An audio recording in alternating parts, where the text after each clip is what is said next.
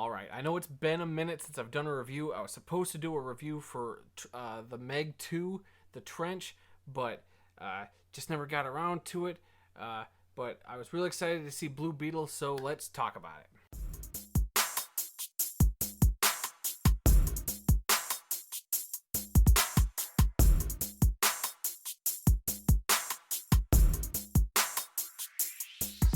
So Blue Beetle is the newest DC film that's part of their DCEU universe, technically, before this big old reset we got coming, but we can talk about that later. So the Blue Beetle character is a character I've been familiar with the last several years. I was never really a big fan, but I appreciated what they kind of evolved the character into with the Jaime Reyes iteration of the character, and I was definitely excited that they were going to do a movie. It's great to see new different characters on the screen and to get representation. So to have the Latino community get a superhero like this, I was actually pretty stoked and excited about seeing this.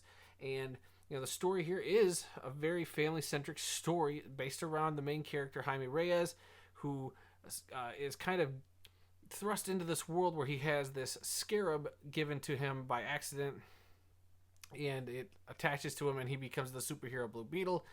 And it is wanted by a high corporate bad guy who wants to use the scarab for her own purposes, and you have the conflict in your movie. I know that's a very big oversimplification of the story. If you've seen the trailers, you get a good gist of what's going on here. Not a big Blue Beetle fan per se. I actually thought this was quite charming, and I do think that the family aspect of this movie is the biggest strength to it.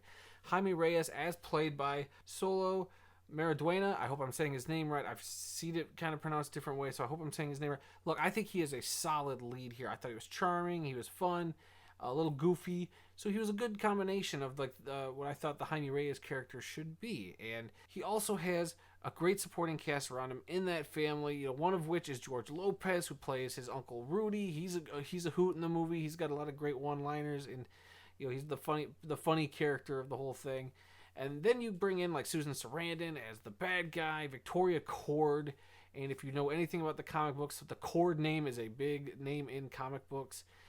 So I thought that was a cool angle to bring into this, on top of some other comic book stuff I didn't expect to see in this, namely a 4-letter acronym that if you're a DC Comics fan, you will be familiar with and might geek out like I did when I saw this movie. And then also, and Bruna Marquezine as Jenny. I'm not going to say more about her character because I was not sure who she was supposed to be in this movie, but she's a person who ends up giving the scarab to Jaime Reyes and allows all the events in the film to happen. Again, the family, I keep coming back to the family aspect because I think it is the strongest aspect of the movie. I thought it's kind of what separates this from being an Iron Man / Spider-Man ripoff.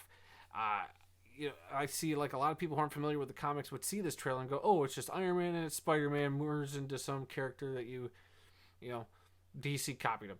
Look, it's a little bit of that, but the suit is really cool. It definitely stands out from Iron Man a little bit because I think they make the Jaime Reyes character not more interesting than Tony Stark. That's a hard task to do, but they make Jaime Reyes at least an interesting character, and they give him enough great stuff to work with in terms of his family dynamic that I found it enjoyable, and I think Xolo's performance is very solid. Is any performance in this film going to blow you away? Probably not, unless you're into the lady who plays Nana in this. She cracked me up every time she was on screen. I thought she was one of the more solid performances when she was given stuff to do. She had a lot of the best comedic stuff in the film. And, the bad guy, while a little generic, did at a point, they kind of pull out the heavy hits with some emotional stuff, which I was surprised by a little bit.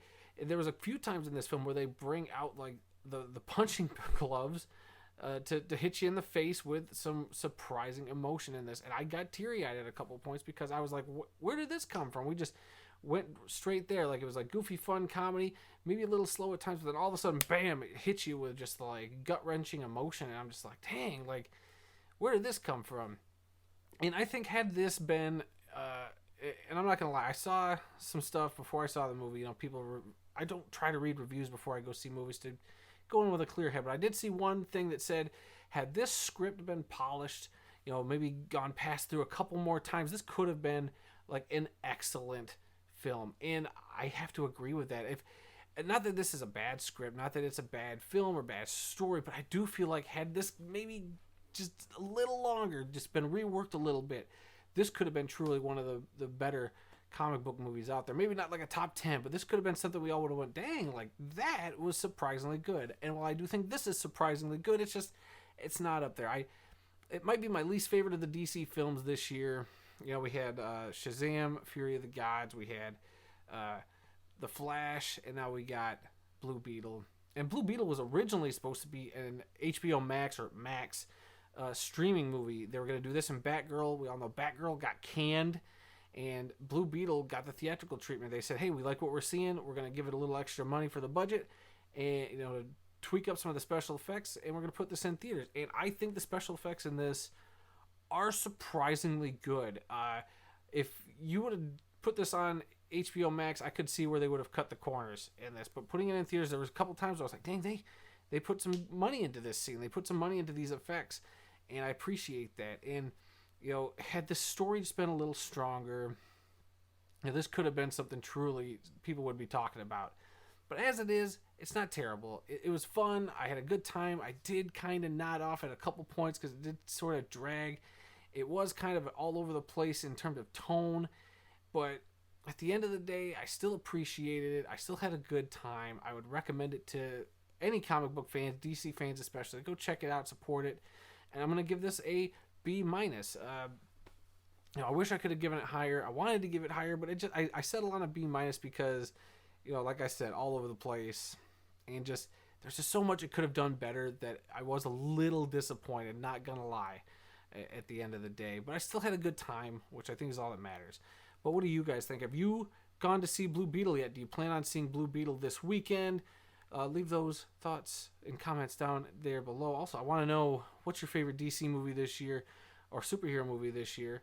And where would Blue Beetle rank up in there? I'm very curious about that. And also, guys, if you could please hit that like button, the subscribe button, the little bell notification, be notified whenever I drop new videos. It would be greatly appreciated. And yeah, I've been busy. Got a lot of stuff coming up. Trying to keep the reviews going. I'm trying to still get to the theater. It's been a couple weeks since I've been to the theater. So, yeah, I'm glad to get a little rust shaken off. It's been a couple weeks. So, until the next review, guys, I'll be seeing you.